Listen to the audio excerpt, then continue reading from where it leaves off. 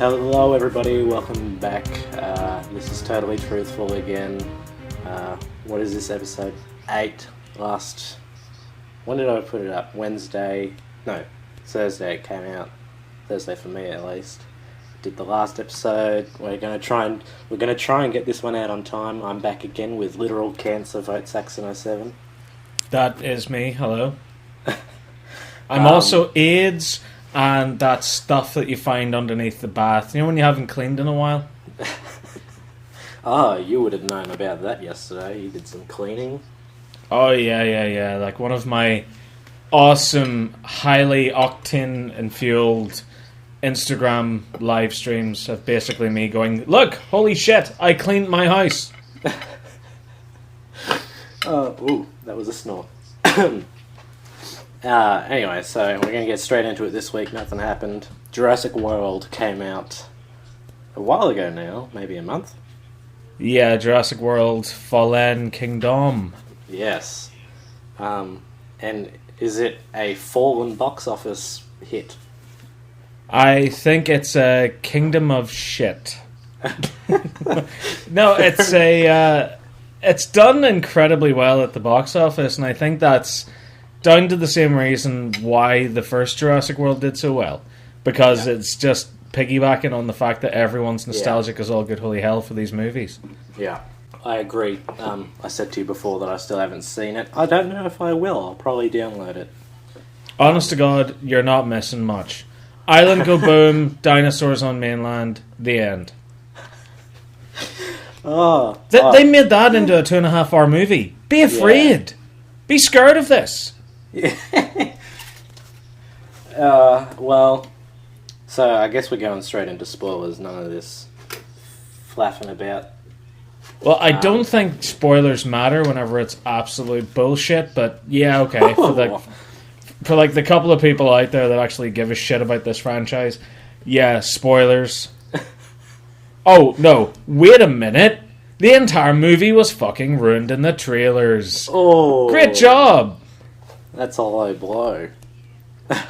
That's true, though. Well, I mean, you're talking about the fact you haven't seen the movie. Have you watched any of the trailers? If so, you've seen the entire film. I want to talk about the opening scene. So, it was... You explain it. You've seen it. Okay. Well, in all fairness, I liked the opening scene. Because I was listening to a podcast with J.A. Bayona, the director, and he was talking about how this is the most Jurassic Park-y scene that you'll ever see in any of these movies. So it's at night, it's in the rain, the sound design is incredible, and there's a guy running away from a T-Rex in a yellow raincoat. It is perfect. It's everything you want for Jurassic World. And I think that's what makes the rest of the movie such dog shit, is that they put so much effort into this opening sequence, and it really builds you up.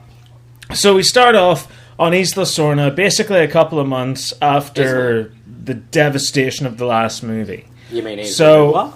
Isla Nublar, yeah, that's right. You start off on that island, and it starts off underwater, and like you've got this really great shot of the reveal of the submarine underwater, the gates opening to the Mosasaur pit, and basically there's these two guys in there, they're bombing about, just having a bit of crack, and it turns out that they're after a piece of the remains of the Indominus Rex.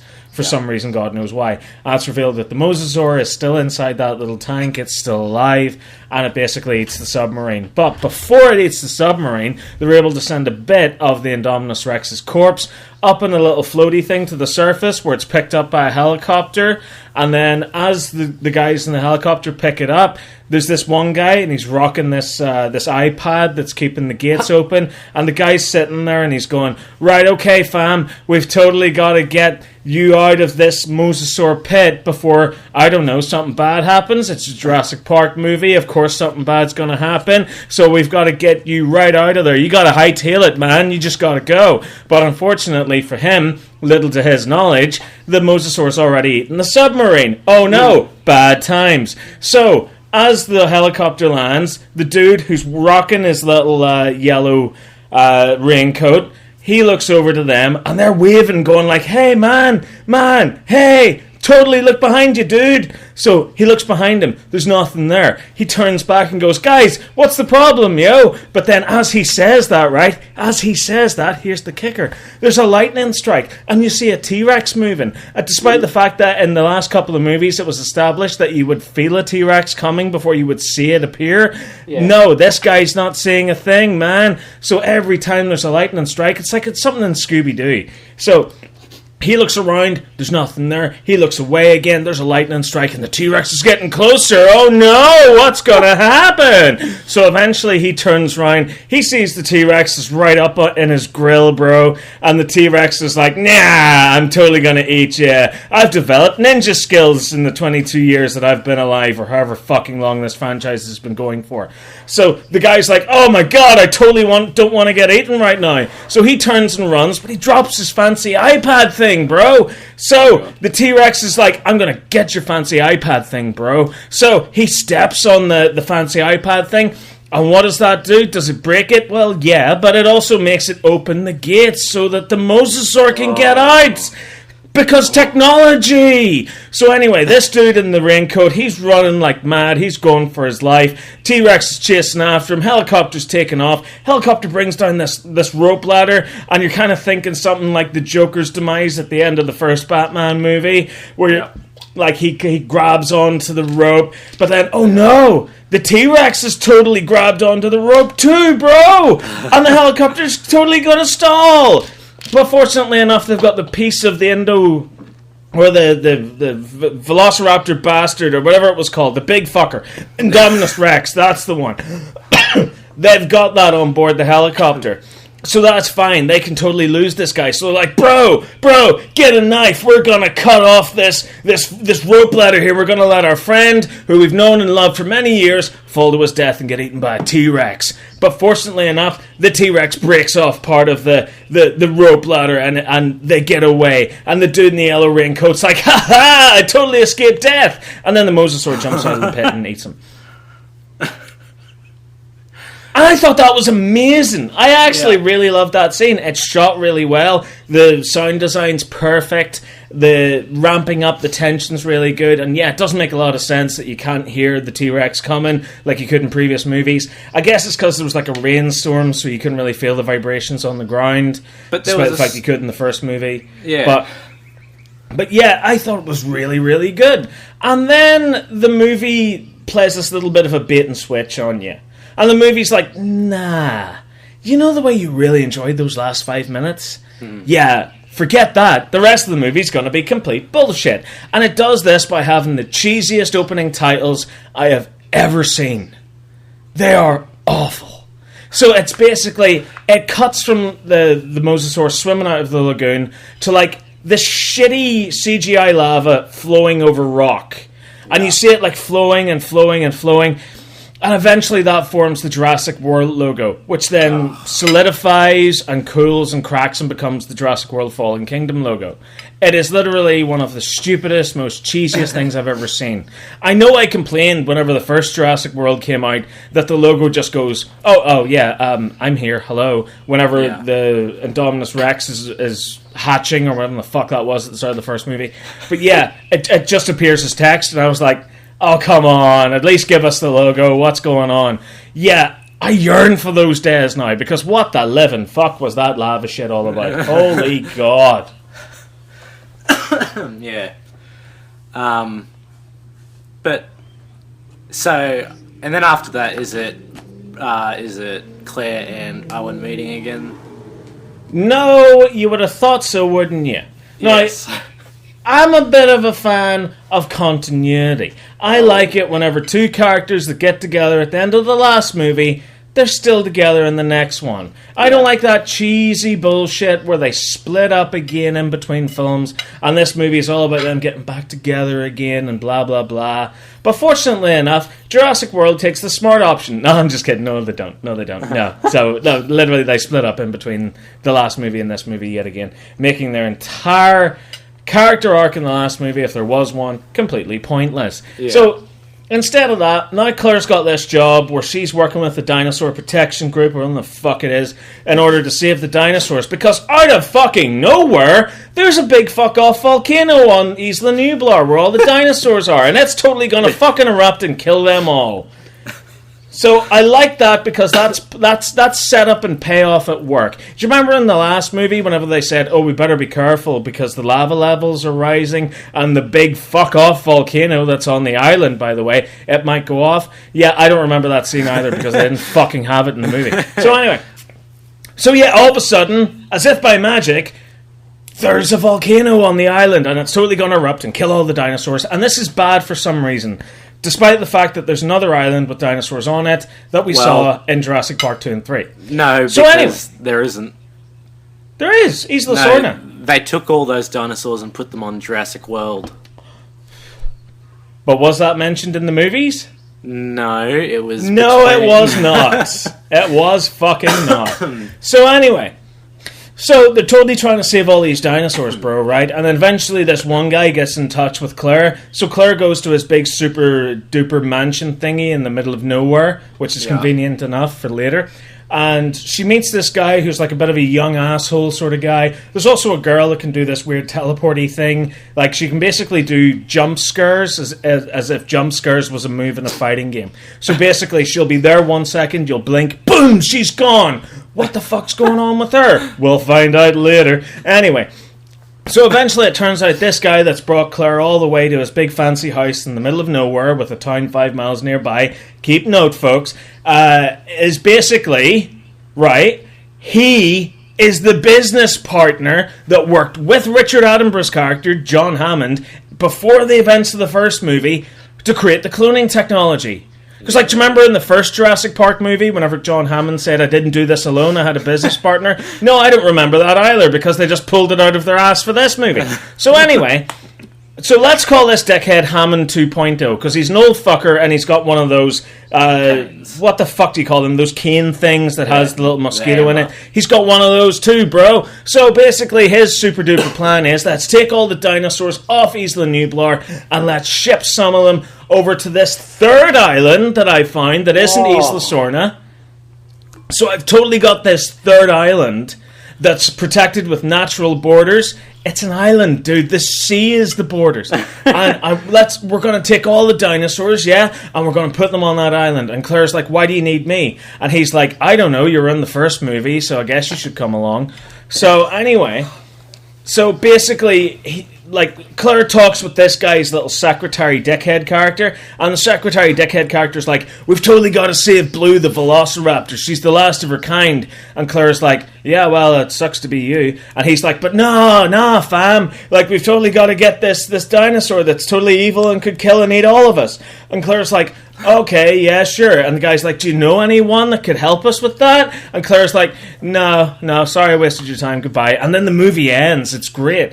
No, instead of that, Claire turns around and says, "Oh, yeah, that Star-Lord guy that I know, like, he would totally be able to get her." So she goes off to see Star-Lord. Star-Lord, for some reason, is in the middle of nowhere, building a house out of old trees.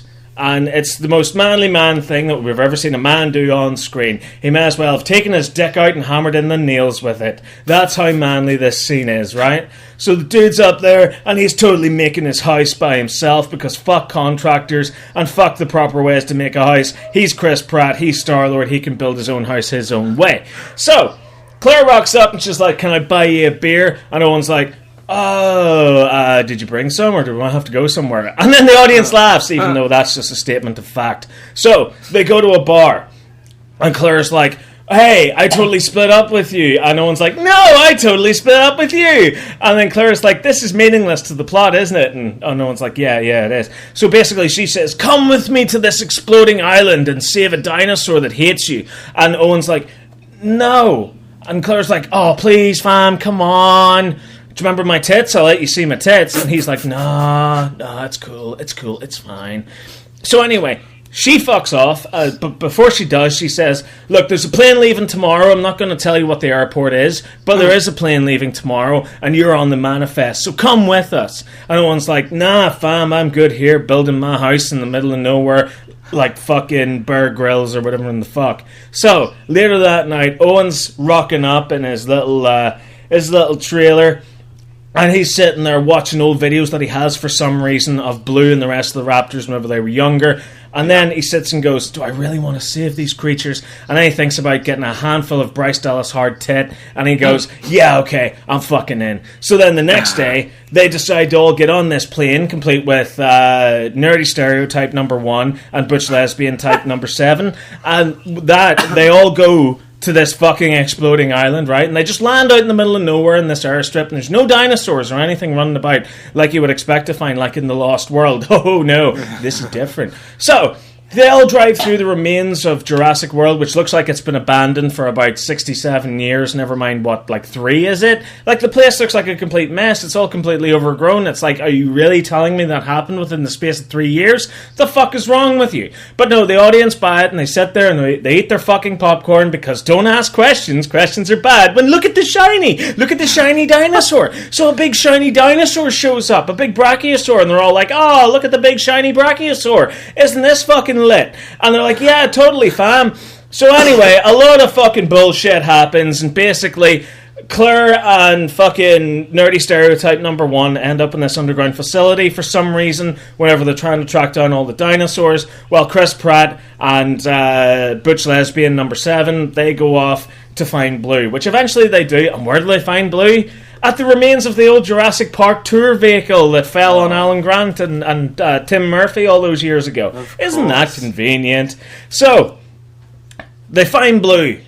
And Chris Pratt's like, come back with me. And Blue's like, rawr. And he's like, please, bro. And Blue's like, rawr. And he's like, come on, man, I'll give you some food. And Blue's like, rawr. So then, all of a sudden, all the mercenaries that are with them shoot Blue. Like, one of them shoots Blue. And then, like, Chris Pratt's like, what the fuck, man? And he goes to attack the main henchman guy, and the main henchman guy shoots him with a dart and knocks him out. So basically, they take Blue, even though she's shot and dying, and they leave Chris Pratt there. They leave him there. Right? So about 6.5 million explosions that all sound exactly the same later, the volcano finally erupts. And I'm not kidding. The sound design, as good as it was in that first scene, is fucking shite now, because they use the same sound effect for each time a bit of the volcano explodes. And it sounds like this. I shit you not. It sounds exactly like that, and they play it about 6 or 7 goddamn times, and it is so fucking noticeable. But anyway, flashback to the other side of the island where Claire and nerdy stereotype number 1 are like working on ways to try and find the dinosaurs, and yet another completely pointless scene, and they get locked inside this terminal, and they're like, oh my god, what the hell do we do? I know, let's open this big door for no fucking reason. So they open the big door for no fucking reason, and once that big door's open for no fucking reason, like, nerdy stereotype number 1 goes, hey, where does that big fuck off door that we opened for no good reason lead? And Claire's like, oh, it leads to the rest of the park. And then they hear a big noise, and they're like, oh my god, it's the T-Rex, it's totally going to be the T-Rex. It's totally not the T-Rex, it's instead the Baryonyx, which looks like the Spinosaurus from the third one, but smaller, and somehow even more retarded. So, as this fucking big bastard, right, starts walking out of this big fuck-off door that they opened for no good reason, all the lava starts to pour in. And, like, some of it hits the Baryonyx, and the Baryonyx is like, "Arr, rawr, ah, rawr," but it's totally fine. It's just like, you know, fucked up a little bit. So meanwhile, Claire and generic stereotype fucking nerd character number 1, they find this hatch that they climb up. So they climb up it, and they get out, and they lock the Baryonyx inside. They lock the Baryonyx in the room that's filling with lava, and they're supposed to be members of the Dinosaur Protection Agency that's here to save all these dinosaurs? Are you fucking high? So then, to make things even worse, it cuts back to where Owen is, and Owen's totally lying there, completely passed out, and this big fuck-off dinosaur comes up to it and licks him, and all the kids in the audience go, ew, because there's all this slime over Owen's face, and like a little fly gets stuck on his chin, and it's like, ew. So, as he's waking up, like, he is totally fucking out of it. Like, he's like me after 16 speedballs, right? He's like me on bath salts on a Friday night, right? He is fucked. So, he slowly rolls his head, and out of nowhere, in the exact same spot where the big fuck-off dinosaur that licked him used to be, is now a shitload of lava. And it's slowly making its way toward him. It's covering up the old Jurassic Park car and burning the paint off it and everything. And you're supposed to go, oh no, my childhood, it's burning up. Yeah, that's this entire movie. It's a perfect metaphor. So... Whoa. Owen is basically sitting there looking at this fucking lava coming toward him, and he slowly has to roll away, and eventually he gets away from the lava, and everything's fine. And I actually did like that sequence, because it genuinely shocked the fuck out of me whenever you saw the lava for the first time, and you're like, oh shit, yeah, this is an island that's about to explode, and there's going to be tons of lava everywhere. Why am I shocked about this? Because it genuinely made me forget that there was ever a volcano on the island. So... meanwhile, it cuts back to where Claire and geeky fuckface are, and meanwhile they look over and they see Owen running out of the bushes. Now all of a sudden he's gone from a guy that can barely move his legs to a guy that's running at full speed going, run! Run! And you see all the dinosaurs running out from behind him, and it's fucking crazy, bro, and the volcano's erupting like fucking mad. So they all run away, and eventually they find one of those gyrosphere ball things that they used in the first Jurassic World, and Claire and geeky fucker number 1 get into it, while Owen can't get in for some reason because there's a big Carnotaurus, or whatever the fuck its name is, like hunting them down. But it's okay because the T-Rex comes in from fucking nowhere yet again and kills the fuck out of it and then roars and then fucks off. So as it fucks off, it accidentally hits the side of the gyrosphere, and the gyrosphere goes rolling down the hill with Claire and Specky Fuckface inside it and Owen running behind them. So eventually they run, they fall off a fucking cliff, and they can't get out of the gyrosphere. Oh shit, what's going on? So Owen, who was covered in a pyroclastic flow before, is suddenly fine and has dived off a gigantic fucking cliff that some dinosaurs haven't survived. He has jumped into the water and he's trying to get them out. And it's a really tense sequence. It's all done in one shot, even though you can sort of see where they've digitally edited it, where they've connected different sort of shots together to make it look like all in one shot. Eventually they get out of it and they wash up on a beach where Claire has the amazing line, "It was all a lie! It was all a lie! The bastards! It was all a lie!" Even though technically they weren't lying because they're still taking dinosaurs off the island. So, so they've eventually reached a dock where they see all the dinosaurs, including Blue, are being loaded up into this big fuck-off ship. So they run toward it, and eventually they get onto this truck of some sort, and they rock the truck off the dock, and it jumps even though there's no ramp, and it lands perfectly inside the ship. So all of our characters are safe. It's awesome. But then, all of a sudden, out of nowhere, you hear a... Oh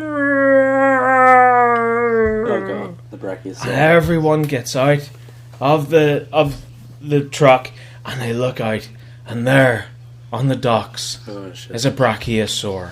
The first dinosaur that we saw in the first Jurassic Park movie is standing there at the dock, almost pleading with the humans that are abandoning it. No, come back, save one more. Save me, please. And all we see is just like the lava flow and the massive clouds of pyrocluster, or the fuck it's called, like all coming over it and engulfing it, and we see it stand up on its hind legs and roar one final time as it's overtaken by the lava, and it's killed, and that's it. The entire island is covered in lava for some reason now, which happened really quickly, despite the fact that the volcano isn't exactly that big and it wouldn't cover the entire surface of the island. No, fuck it. The entire island's on fire now. It's fucked. All the dinosaurs are dead, apart from the ones that are on this big fuck-off ship. So to cut a long story short, they all arrive at fucking Lockwood Manor, the fucking Hammond 2.0's manor, where it turns out that Hammond 2.0 actually was a good guy. He wanted to save the dinosaurs, but his little dickhead underling is like, no, fuck it, dude, we'll just sell them.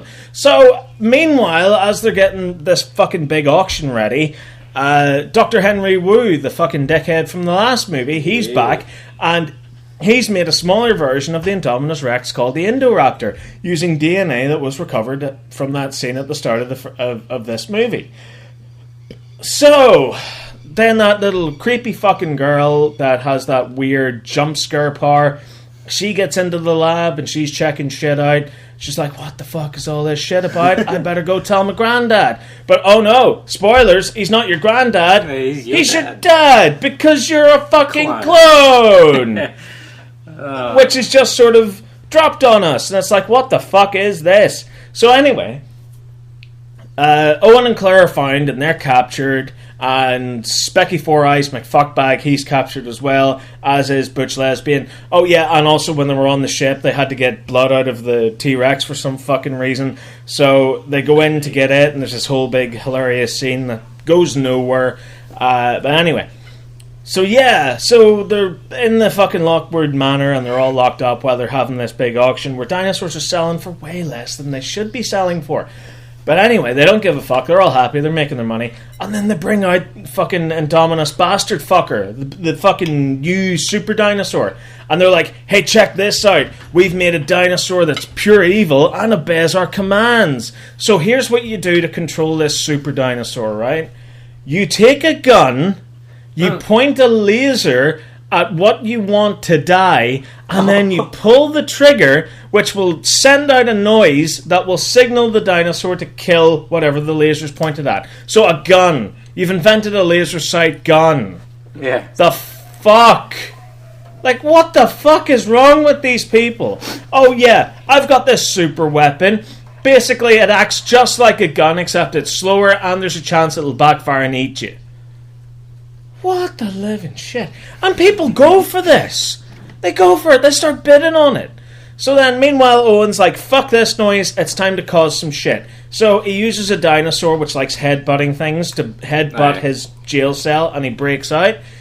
So he unleashes Headbutty McFuckerstan onto the auction, which starts headbutting the fuck out of people. And then Owen runs off and does something else. I forget what happens at that point. I think I was stoned or really, really fucking sleepy. But anyway, so basically it turns out that the big fucking mercenary dickhead that had tranked Owen before, he finds the Indoraptor in the cage and tranks it and knocks it out. And he opens the cage door and goes, right, I'm going to take one of your fucking teeth from my collection of dinosaur teeth that I have for some reason. But Indo McFuckbag is still alive. He's still awake, bro. So, like, he waves his little tail, and then he brings his head up and winks at the camera like he's in a fucking Looney Tunes cartoon. And then he puts the head back down again. And the hunter guy's like, the fuck is going on, man? What is this shit?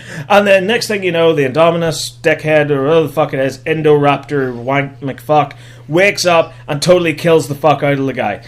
And then it kills a bunch of other people. It gets loose and starts chasing down Clonebag McFuck. And then she gets into her bed for some reason, and it fucking tries to creep the fuck out of her. But then Owen gets Blue, who's now back to health again after the operation on the ship. And while Blue was being rescued, like it caused an explosion, which then started leaking gas that's going to kill all the fucking dinosaurs. Oh shit! But never mind that, because we've got a fucking big bastard and fuck bag of a dinosaur to take down.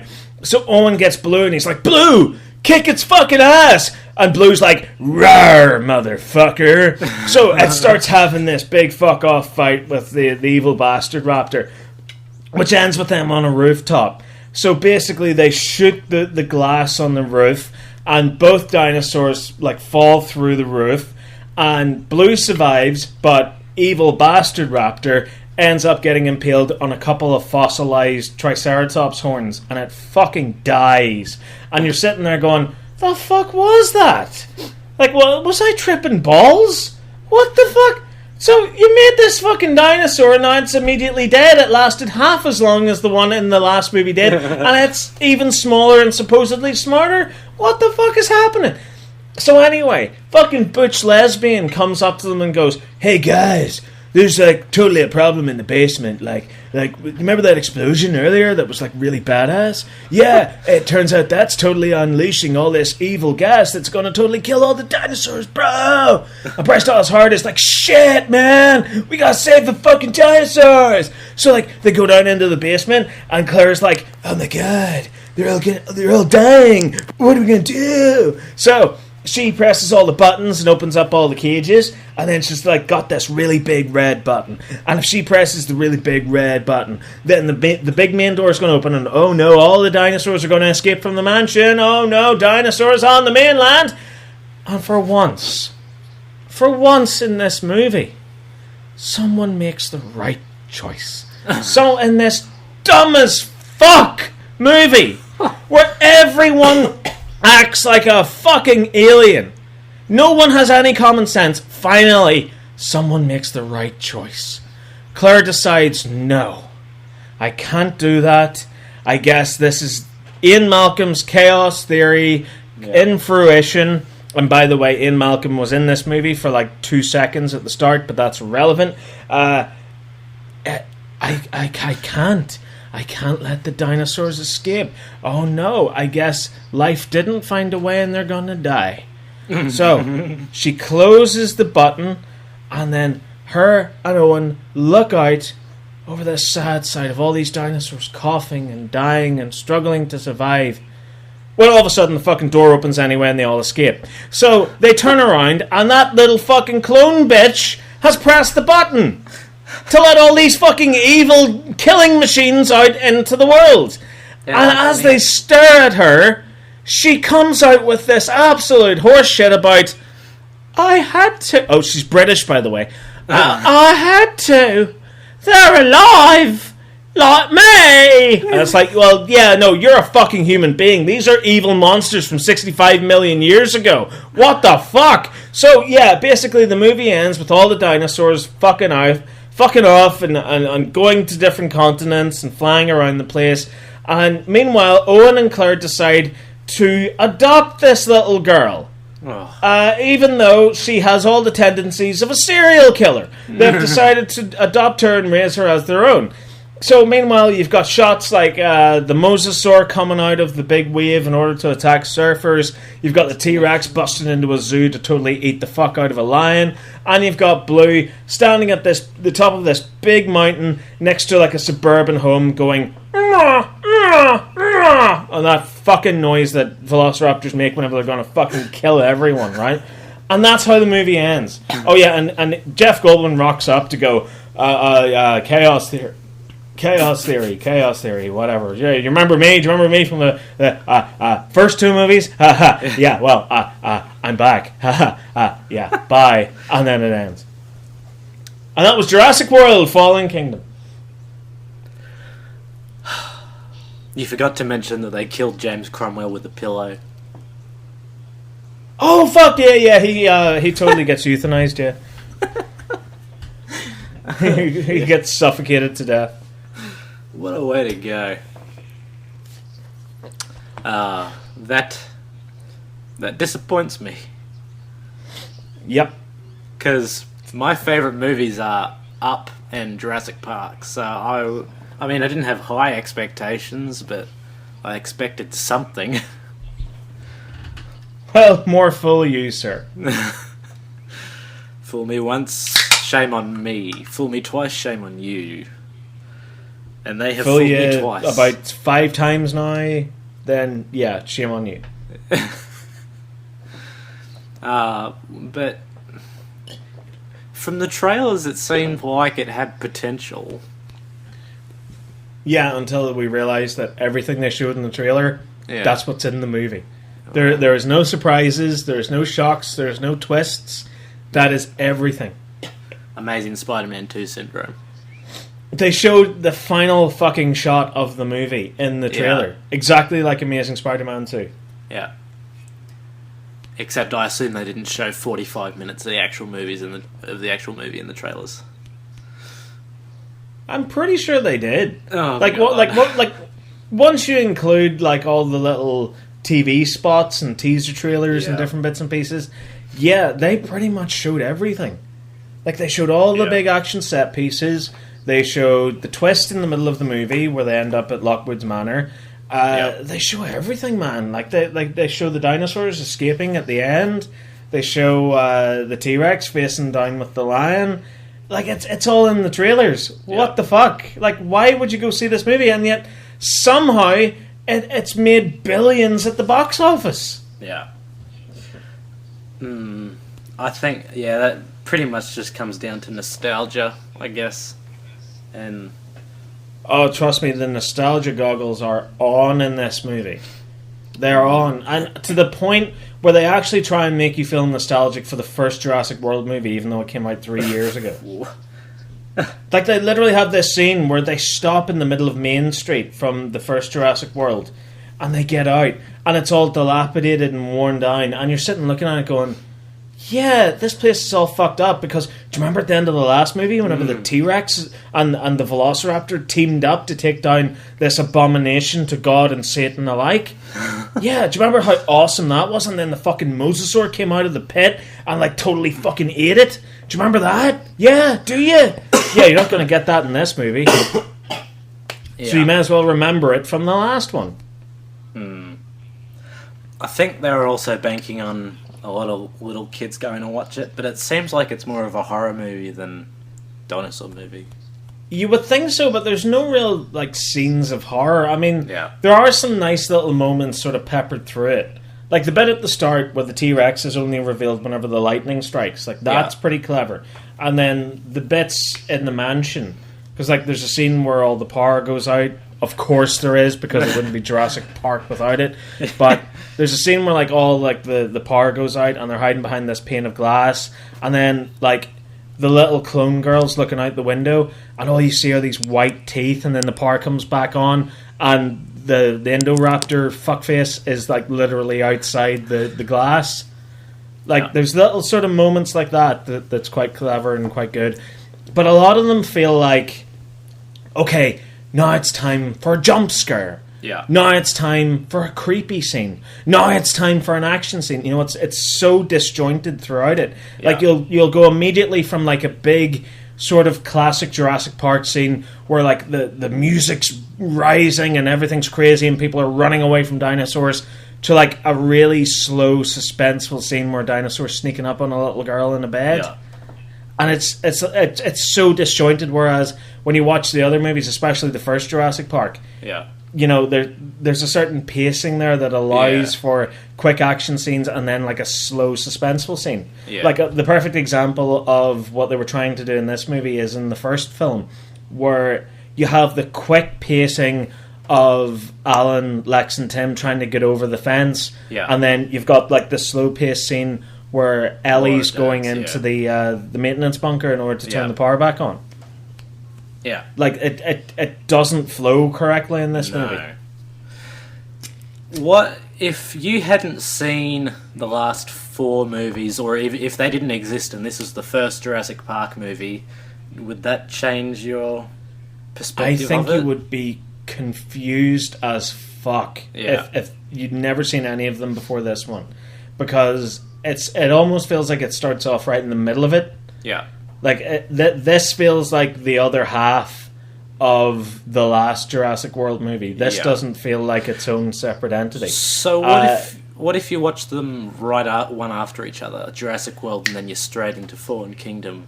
Would that? Well, I did that, and to be honest with you, these feel like 2 completely separate movies. Yeah. Like, it feels like there's a movie missing. It feels like this is part 3. Yeah. And it feels like Jurassic World was part 1, obviously. It feels like there's something missing in the middle. Because with the way the first Jurassic World ended, where all the dinosaurs got loose and the island was plunged into chaos, and they all get off safe and sound at the end. Like, it goes from that to Claire being a completely different character. Yeah. And it goes to the extent of they do this thing, and I absolutely hate when movies do this, where they use news footage in order to catch up the audience to what's been going on. Yuck. So do you remember I was saying about that whole opening title sequence where like the lava flows and it creates the Jurassic World Fallen Kingdom logo? Right, that fades out and we immediately cut to BBC News footage.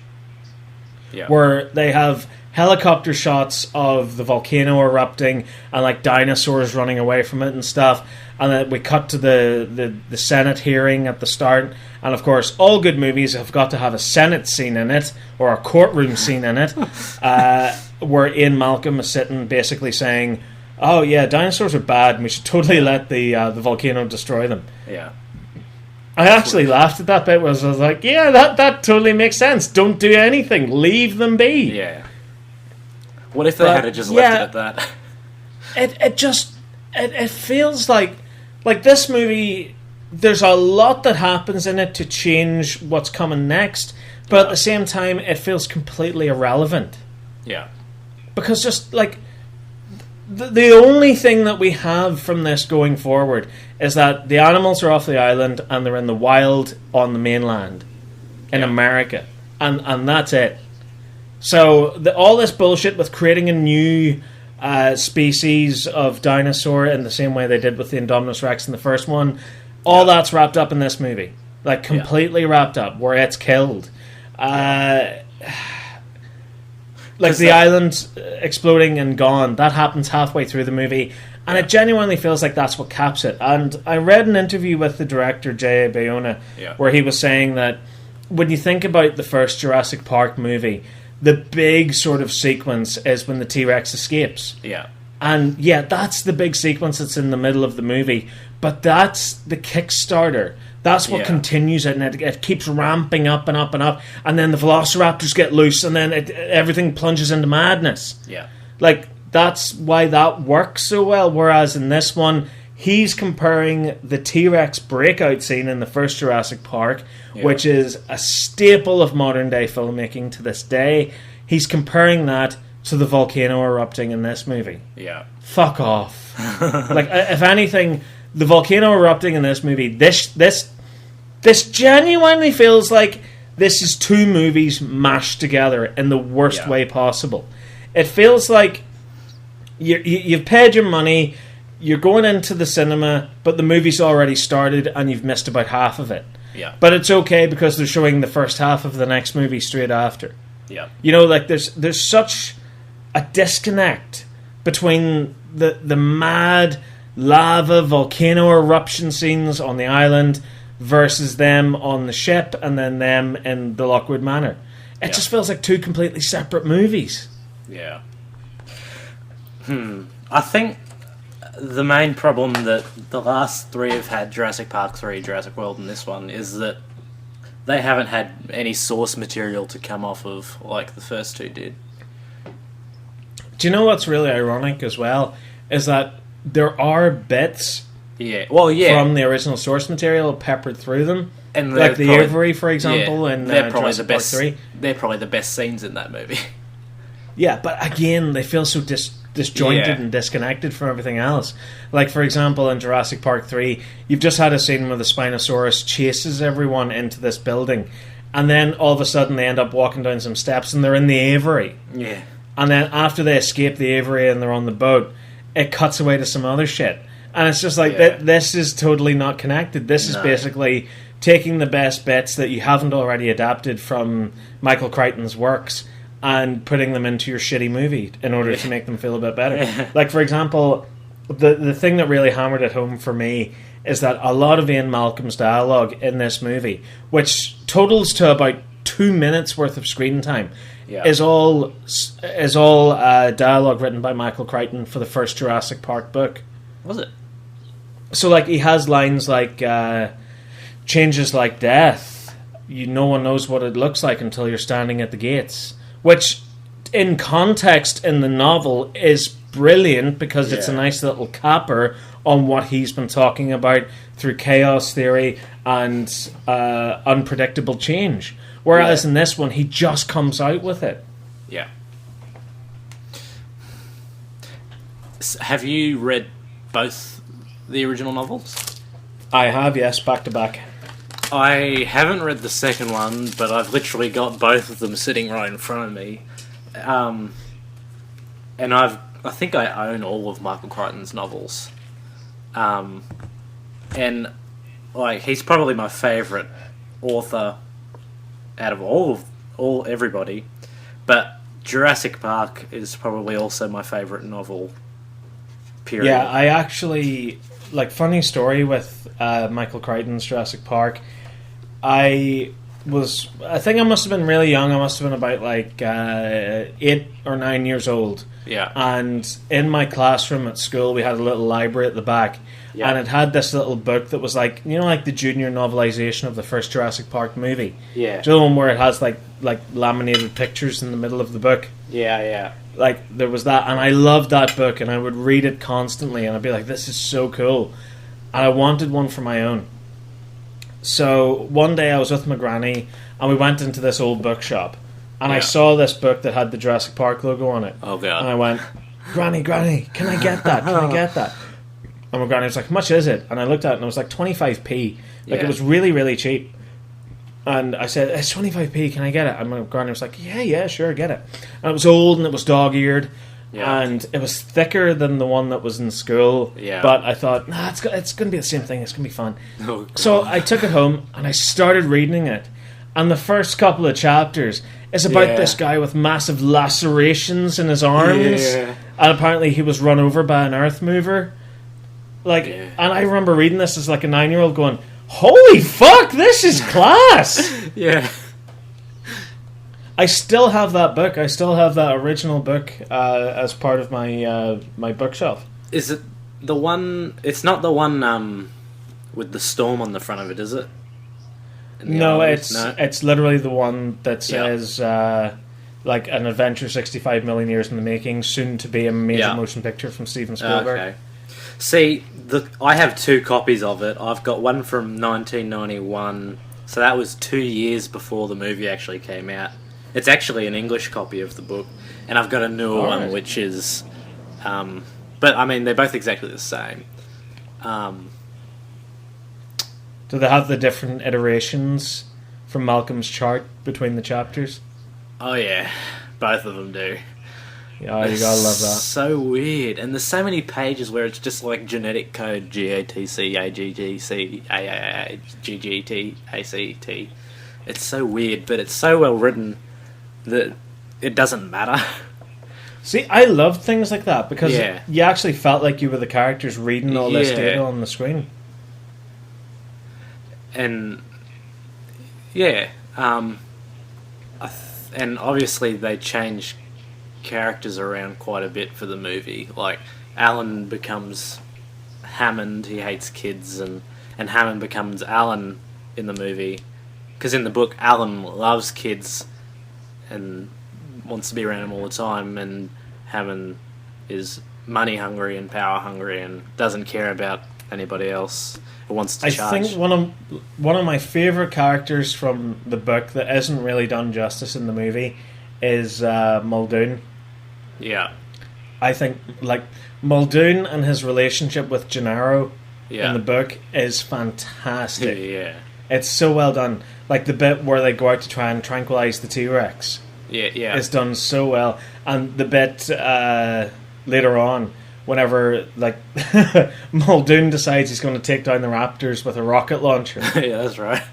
It's so great. Yeah. And like one of my favourite lines from that sequence is and it's description as well. It's not dialogue. Yeah. Where Michael Crichton's descriptiveness whenever he's writing a book is so fantastic because he says something like Muldoon had climbed into a pipe in order to get away from the velociraptors, scrambling like a poor bastard. Yeah. I love that. Yeah. He's... Too bad he's dead, because I can't imagine what he would have written now. But I think he probably would have written the eulogy for the Jurassic Park franchise at this point. Yeah. Too bad he didn't die before Jurassic Park 3. Ooh. Yeah, and I still haven't read The Lost World, which is...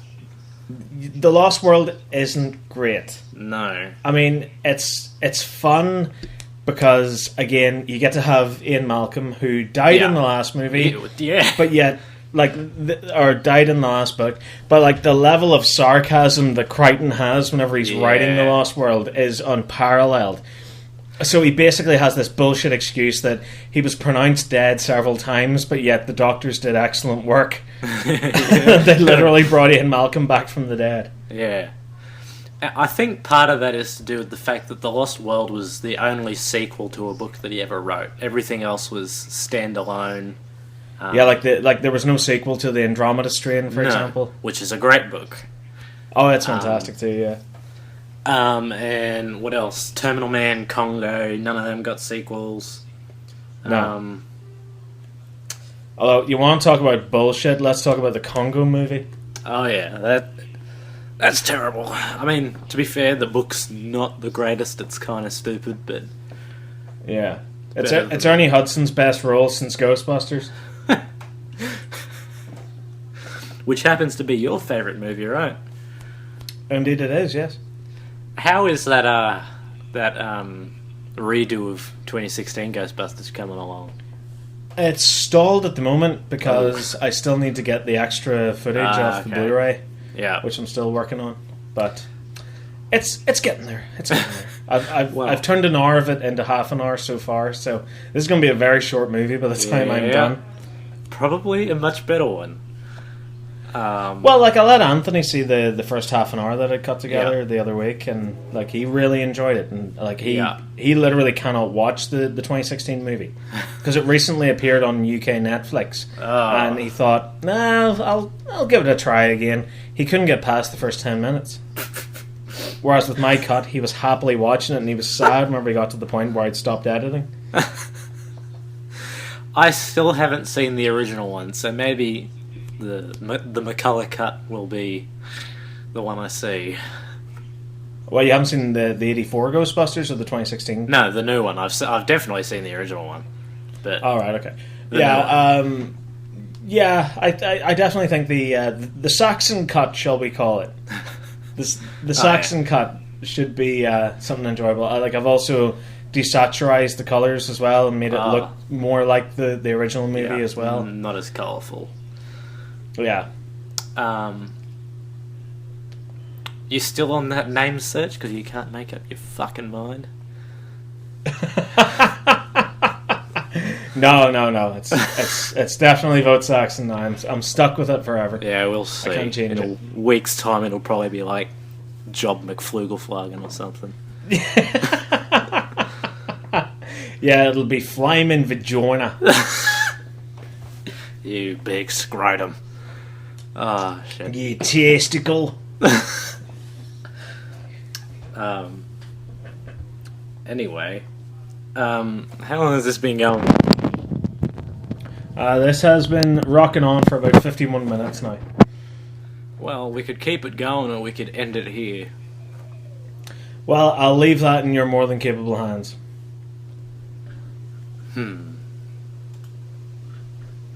We might as well end it here. We've had, 3 4-hour ones or something. Who the fuck cares? Yeah. Always good to keep the audience guessing, isn't it? Yeah. Like, how long's this one going to be? Is this one going to be like 6 parts, or is it going to be just like 1 hour? Will it come out on time? Who knows? You know what? Fuck it, let's keep it going. We're going to talk about Disney. Yeah, let's talk about Disney. Okay. Yay, Disney. What's your favourite Pixar movie? Toy Story. Really?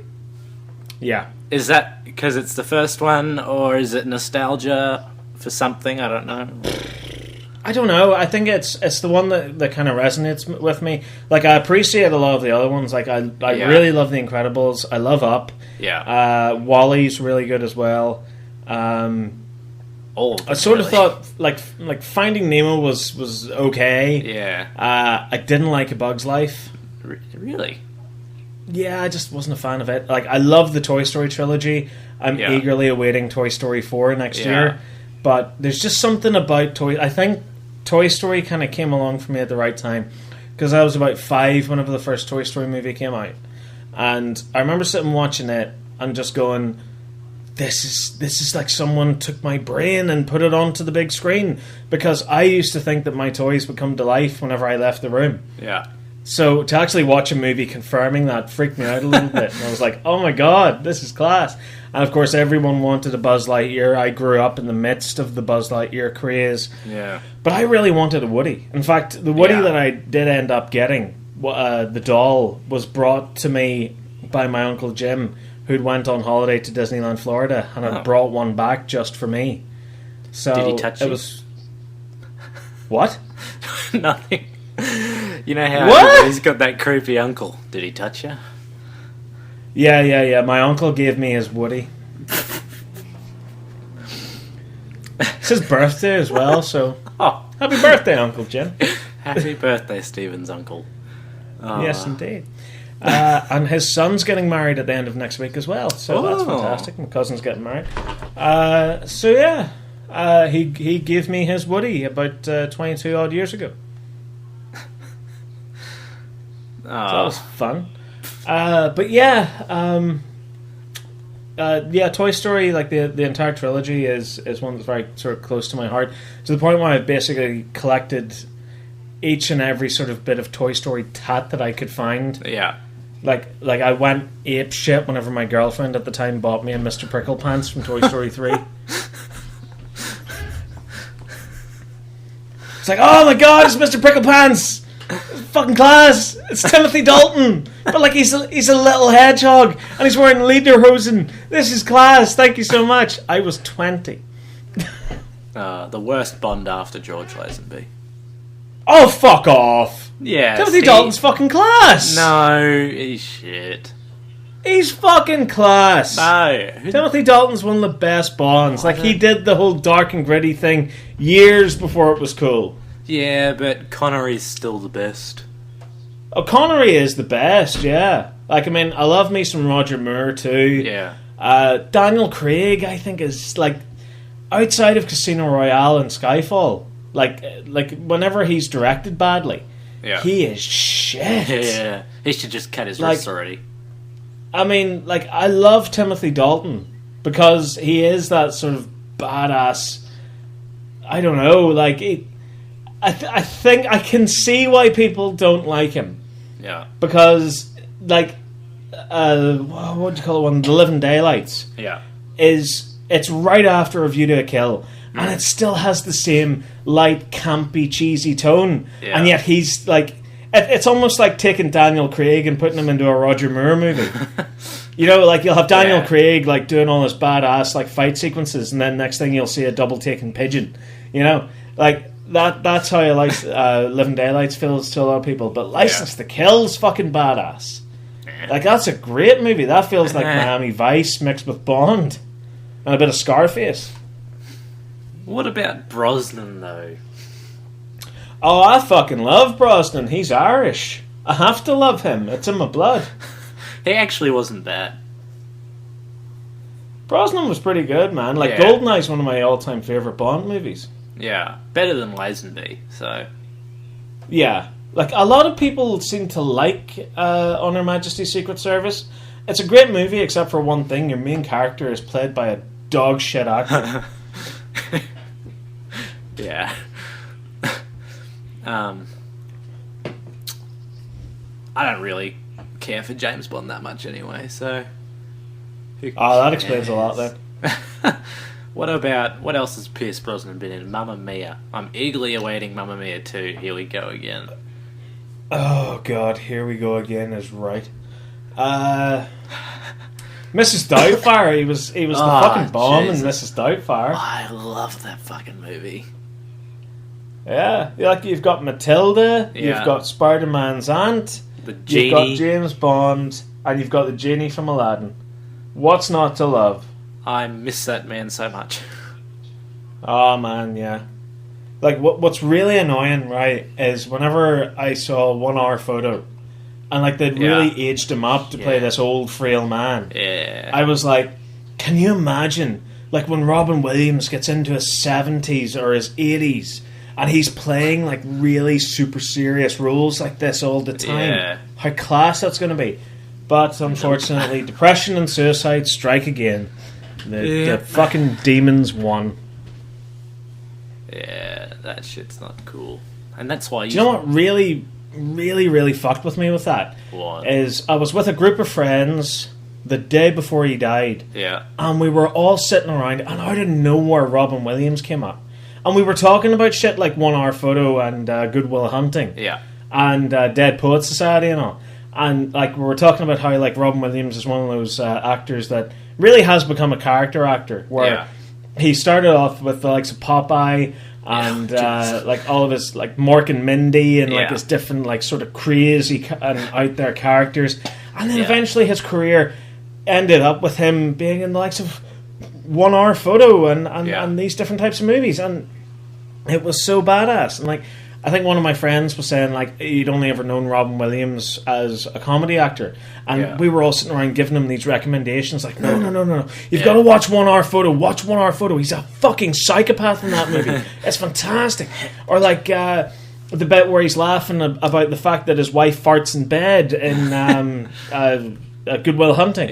You know, like you've got to sit down and watch those, and then the very next fucking day the news breaks that he's died. Like, it's so fucking weird. Yeah. I think I'd watched Jumanji literally the morning before for some reason. Or maybe it was Aladdin. I definitely watched one of his movies literally just the day before. It's so weird when things happen like that. Like, the day before Chester Bennington died of Linkin Park fame, I listened to one of their albums, and then the very next day, he's dead.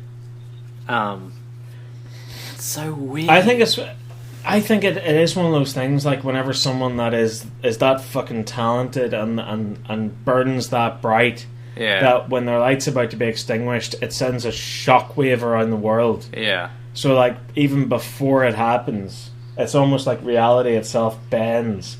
It makes you think about that person and makes you go, oh my god, yeah, I should pop on one of their movies, or I should listen to one of their albums because I haven't heard it in a while, but like I still really love it. Yeah. Same thing with Alan Rickman. I watched every Harry Potter movie like the week before he died. Oh my god. Didn't happen it is so bizarre, isn't it? Yeah. And if only it never happened. I have this weird thing, right?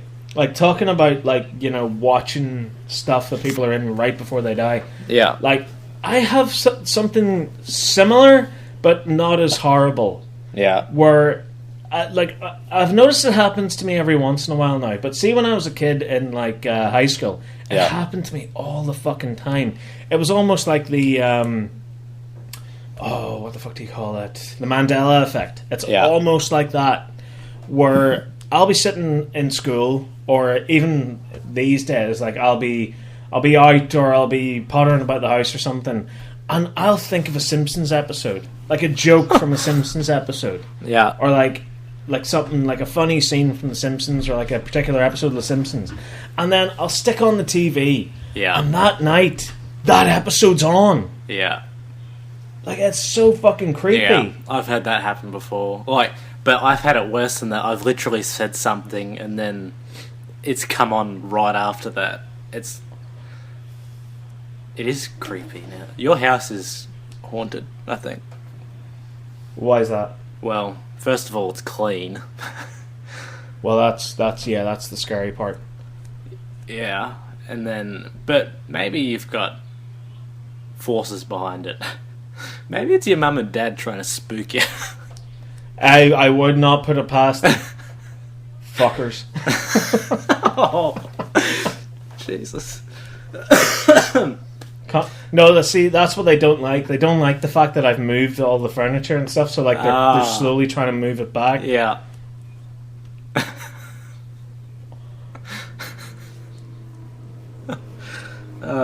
Rest in peace, both of them. Yes, of course, rest in peace. No, I assure you, had they been here today, they would have laughed their heads off at that. Yeah. Yes, they were the type of people that would laugh their heads off at the potential of them being dead.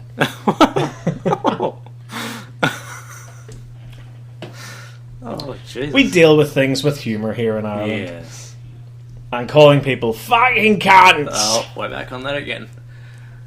Oh, that was such a weird episode. That was, actually, I listened to that the other night when I was cleaning. Yeah. Like, I think I must have been on meth or something that night. Like, what the fuck? Like, I was possessed. That's what I thought. Oh, at least you're not as bad today. Yeah, I'm fucking tired today. That's the difference. See, you've caught me on a night after work where I'm just completely like I couldn't give a shit anymore. The royal wedding. A load of bollocks. Yes. The sonic screwdriver leak. Yeah. Actually, doesn't look too bad. Yeah, really? You think so? I think it looks all right. I mean, considering what it could have looked like, I think it looks all right. I mean, at least they're trying to do something different with it, where it's not just like a fancy stick anymore. Now it's got like a little curved handle section on it. Like we predicted it. We were talking about how much we like Count Dooku's curved lightsaber last time, and now there's a curved screwdriver. Now we've got a curved sonic screwdriver. See that? It's like poetry. They rhyme. But I still have no hope for that new season. I will, if it's good, I'll believe it when I see it. I'll probably watch the first episode and then fuck it. Funny, I've heard a lot of people say that. Yeah, I think like I'll give it the first episode, and then after that, just fuck it. Yeah, first episode and last episode, and that's all you need to watch. I mean, they pretty much recap everything that happened previously. So, previously on Doctor Who. Oh my God, Daleks, run! Previously on Battlestar Galactica. Oh my God, Cylons, run! Previously on Star Trek. Oh my God, Daleks, run! Wait. What? Yeah. The ultimate crossover event is about to begin. Well, they both have time travel elements in them, don't they? The movies, at least. Yeah. I need to go to the toilet, like, ridiculously bad. Do you want to pause this or end it? Might as well end it. Alrighty. Alright, so we hope we've been totally truthful. I'm Will. We always are. Well, I hope so. We're obviously obvious, so... I mean, obviously opinionated, but that's what I should have called this shit, not totally truthful. Jesus. Oh well. Anyway, you can find me on Twitter at Totally Truthful. We just made a Facebook page, which is also at Totally Truthful. You can find my... And an Instagram page as well. Yes, which is at Totally Truthful. Holy shit, it works. No, sorry, the Twitter is at Truthful Totally.